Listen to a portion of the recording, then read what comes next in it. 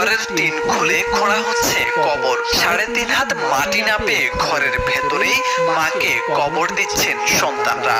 মারা যাওয়ার পর সন্তানরা সারা রাত মায়ের লাশ নিয়ে ঘরে বসে থাকলেও দেখতে আসেননি কেউ। জানা গেছে গত মঙ্গলবার রাতে মারা যান জোবেদা খাতুন। হতদরিদ্র জোবেদার বসতঘর ছাড়া তেমন কোনো জায়গা নেই। যতটুকু আছে তা নিয়েও প্রতিবেশী রফিকুল ইসলামের সাথে দীর্ঘদিন ধরে বিরোধ চলছে।